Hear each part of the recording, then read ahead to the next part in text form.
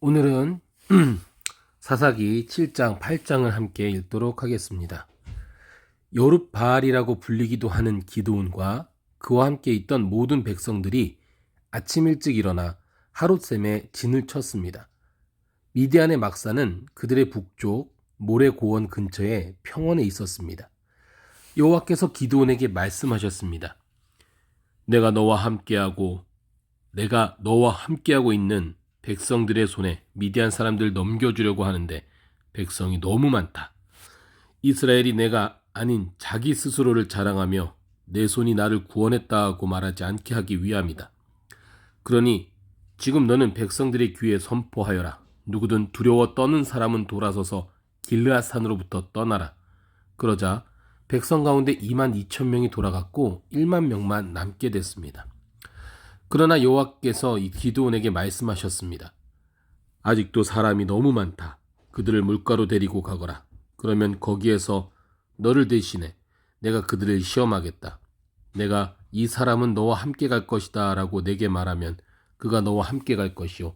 내가 이 사람은 너와 함께 가지 않을 것이다 라고 내게 말하는 사람은 가지 않을 것이다. 그리하여 기드온은 사람들을 데리고 물가로 내려갔습니다. 여호와께서 기드온에게 말씀하셨습니다. 개처럼 물을 혀로 핥아 먹는 사람과 물을 마시기 위해서 무릎을 꿇고 엎드리는 사람 모두를 따로 세워라. 그러자 손을 입에 대고 핥아 먹은 사람의 수가 300명이었습니다. 그 나머지 모든 사람들은 물을 마시기 위해서 무릎을 꿇고 엎드렸습니다. 여호와께서 기드온에게 말씀하셨습니다. 물을 핥아 먹은 사람 300명으로 내가 너희를 구원하고 미디안 사람들을 내 손에 넘겨주겠다. 다른 모든 백성들은 각각 자기가 사는 곳으로 돌려보내라. 그리하여 기드온은 300명만 남기고 다른 모든 이스라엘 사람들은 각각 자기의 집으로 돌려보냈습니다. 그들은 돌아간 백성들의 식량과 나팔을 손에 들었습니다. 미디안 군대는 기드온이 있는 평원 아래쪽에 있었습니다. 그날 밤에 여호와께서 기드온에게 말씀하셨습니다. 일어나 미디안 막사를 치러 내려가라. 내가 그것을 내 손에 줄 것이다. 그러나 만약 내가 치러 내려가는 것이 두렵다면 내 하인 브라와 함께 막사로 내려가 그들이 무슨 말을 하는지 들어라. 그 말을 들으면 내가 용기를 얻어서 막사를 치러 내려갈 수 있을 것이다. 그리하여 그는 그의 하인 브라와 함께 막사에 있는 군대의 초사로 내려갔습니다. 미디안 사람들과 아멜렉 사람들과 동쪽 지방의 모든 사람들은 그 평원의 메뚜기 떼처럼 많았고 그들의 낙타의 수는 마치 바닷가의 모래알처럼 셀 수가 없었습니다.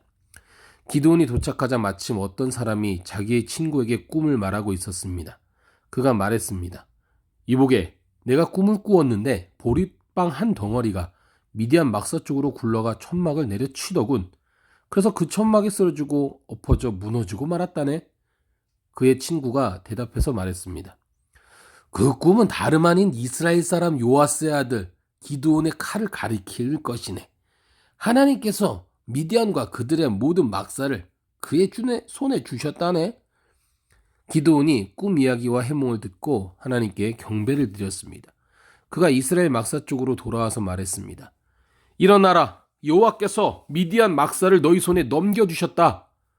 그는 300명을 세 무리로 나누고 그들 각각의 손에 나팔과 빈 항아리를 주고 항아리 속에는 횃불을 넣어 주었습니다. 기드온이 그들에게 말했습니다. 나를 지켜보고 그대로 하라. 내가 막사의 초소에 이르면 너희도 나를 따라서 나와 함께 있는 모든 사람들과 내가 나팔을 불면 너희 또한 막사 사방에서 나팔을 불고 여호와를 위해서 기드온을 위해서라고 외치라.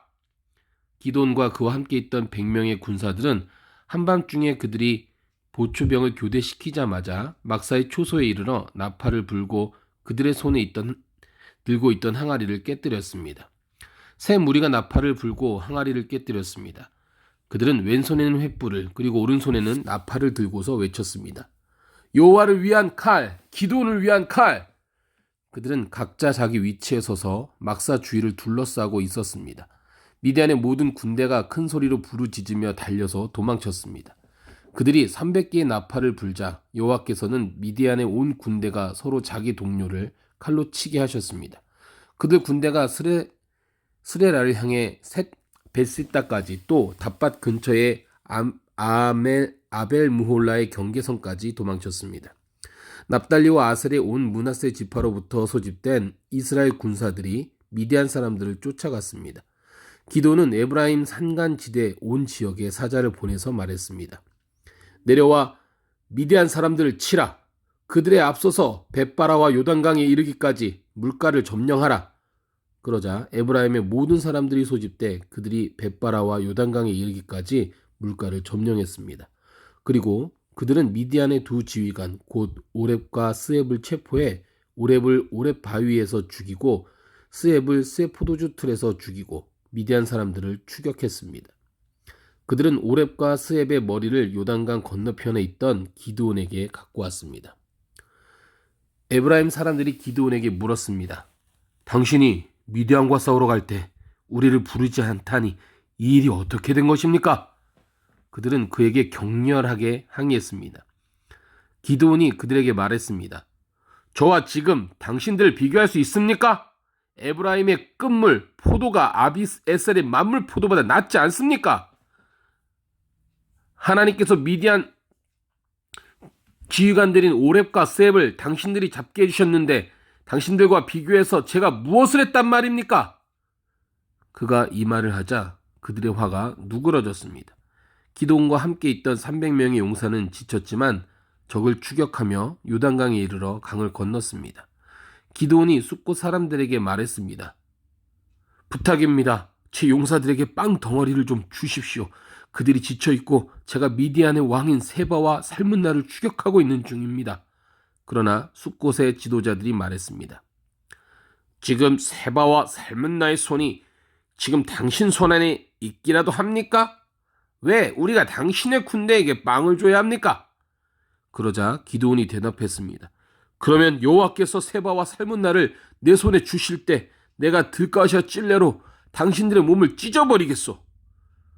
그는 그곳으로부터 부누엘로 올라가 그곳 사람들에게도 이와 같이 똑같이 물었습니다. 그러나 부누엘 사람들도 숫곳 사람들이 대답했던 것처럼 대답을 했습니다. 그가 부누엘 사람들에게도 말했습니다. 내가 안전하게 돌아올 때 이 탑을 부숴버리겠소. 그때 세바와 살문나는 약 15,000명의 군대를 거느리고 갈골에 있었습니다. 그들은 모든 동쪽 지방 사람들의 군대 가운데 12만 명의 군사들이 쓰러진 뒤 살아남은 사람들의 전부였습니다. 기드온은 노바와 욕부와 동쪽 천막에 사는 사람들의 길을 따라 올라가서 그 군대가 방심한 사이에 공격했습니다. 세바와 살문나는 도망쳤지만 기드온은 그들을 추격했습니다. 그는 미디안의 두 왕인 세바와 살문나를 사로잡고 모든 군대를 무찔렀습니다. 그리하여 요아스의 아들 기드온은 헤레스 고갯길의 전쟁터에서 돌아왔습니다. 그가 숫곳 사람 가운데 한 청년을 붙잡아다가 물었습니다. 그 청년은 그에게 숫곳의 지도자들과 장로들 77명의 이름을 써주었습니다. 그리고 기드온은 숫곳 사람들에게 가서 말했습니다. 세바와 살문나를 보라. 너희가 그들에 관해 세바와 살문나의 손이 지금 당신 손에 있기라도 합니까? 왜 우리가 지친 당신의 부하들에게 빵을 줘야 합니까? 라고 말하며 나를 조롱했었다. 그는 그 성읍의 장로들을 붙잡아서 들가시와 찔레를 갖고 숫곳 사람들에게 본때를 보여주었습니다. 그는 또 부누엘 탑을 허물고 그 성읍 사람들을 죽였습니다. 그러고 나서 그가 세바와 살문나에게 물었습니다. 너희가 다볼에서 어떤 사람들을 죽였느냐? 그들이 대답했습니다. 그들은 당신과 같은 사람들이었소. 모두가 다 왕자의 모습 같았소. 그가 말했습니다. 그들은 바로 내 형제들이요 내 어머니 아들들이다. 여호와께서 살아계심으로 맹세하는데 너희가 만약 그들을 살려주었더라면 내가 너희를 죽이지 않았을 것이다. 그리고 기드온은 자기 맏아들인 여델에게 말했습니다. 일어나 저들을 죽여라! 그러나 여델은 아직 어려서 두려운 나머지 칼을 뽑지 못했습니다. 세바와 살문나가 말했습니다. 남자라면 자신의 용맹을 보이는 법이니 당신이 직접 일어나 우리를 상대해 보시오. 그러자 기드온이 일어나 세바와 살문나를 죽이고 그들의 낙타 목에 달려있던 장신구들을 떼어 가져갔습니다. 이스라엘 사람들이 기드온에게 말했습니다. 당신이 우리를 미디안의 손에서 구워주셨으니 당신과 당신의 아들과 당신의 손자가 우리를 다스려 주십시오. 그러나 기드온은 그들에게 말했습니다. 나는 너희를 다스리지 않을 것이고 내 아들도 너희를 다스리지 않을 것이다. 오직 여호와께서 너희를 다스릴 것이다. 기드온이 그들에게 말했습니다. 내가 한 가지 부탁이 있는데 너희 각자가 약탈한 귀고리를 내게 달라. 이는 미디안이 이스마엘 사람들이므로 그들이 금 귀고리를 달고 있었기 때문입니다. 그들이 대답했습니다. 우리가 그것들을 기꺼이 드리겠습니다. 그리하여 그들은 겉옷을 펼쳐놓고 그 위에 각자가 약탈한 귀고리를 던져 놓았습니다. 그가 받아낸 금 귀고리의 양은 1700세겔이었습니다. 그 밖에도 장신구와 폐물과 미디안 왕들이 입었던 자주색 옷이나 그들의 낙타 목에 걸려있던 장식품이 있었습니다. 기드온은 그 금으로 에봇을 만들어 그것을 자기의 성읍인 오브라에 두었습니다. 그곳에서 온 이스라엘이 그것을 우상으로 섬기게 됐습니다. 결국 그것이 오히려 기드온과 그의 집안에 덫이 됐습니다. 이렇게 미디안은 이스라엘 자손에게 복종해 다시는 그들의 머리를 들지 못했습니다. 기드온이 살아있는 동안 그 땅에는 40년 동안 평화가 있었습니다. 요아스의 아들 여룻바알은 자기 집으로 돌아가 살았습니다. 기드온에게는 아내가 많아서 그의 자손으로는 70명의 아들이 있었습니다. 세겜에 살던 첩도 그에게 아들을 하나 낳아주었습니다. 그는 그의 이름을 아비멜렉이라고 지었습니다.